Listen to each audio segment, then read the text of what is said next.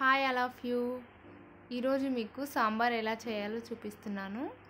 వాటికి కావలసినవి టమాటోలు, ఉల్లిపాయలు, పచ్చిమిర్చి, క్యారెట్, దోసకాయ.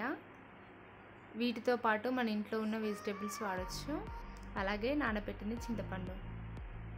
ముందుగా స్టవ్ పైన ఒక గిన్నె పెట్టి అందులో నూనె పోసుకొని కొద్దిగా జీలకర్ర అలాగే ఆవాలు వేసుకోవాలి.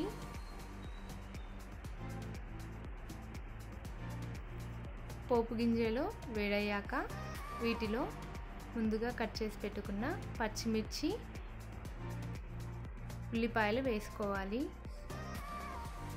అలాగే ఇవి ఫ్రై అవుతుండగా వీటిలోనే వంకాయ ముక్కలు, క్యారెట్ ముక్కలు,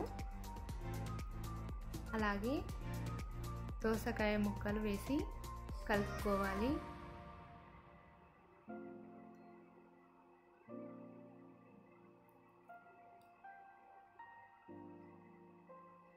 ముక్కలకు ఆయిల్ పట్టిన తర్వాత అందులో కొంచెం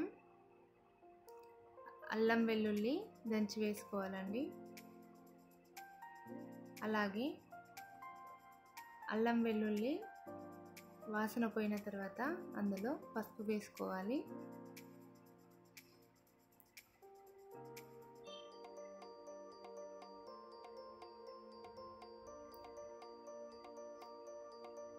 అలాగే టమాటా ముక్కలు వేసుకోవాలి.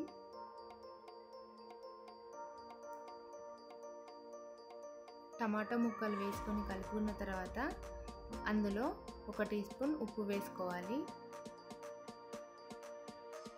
ఉప్పు వేసుకొని కలుపుకున్న తర్వాత దానిపైన కాసేపు మూత పెట్టి ఉంచాలి. ఆ తర్వాత అందులో 1 టీ స్పూన్ కారం వేసుకోవాలి. 1 టీ స్పూన్ సరిపోతుందండి. ముందుగా మనం పచ్చిమిర్చి వేసాం కాబట్టి చారుకి సరిపోతుంది. అలాగే కరివేపాకు వేసుకోవాలి.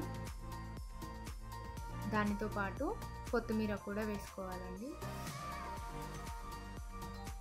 ఇవి వేసుకున్న తర్వాత మనం ముందుగా కలిపి పెట్టుకున్న చింతపండు గుజ్జును పోయాలి.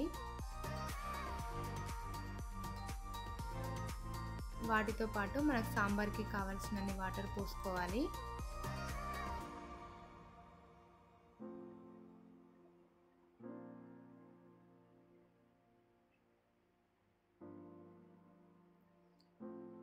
కాసేపు మరగనిద్దామండి. ఇలా మరుగుతున్న చారులో ఒక బౌల్లో కొన్ని వాటర్ పోసి అందులో శనగపిండి లేదా బియ్యం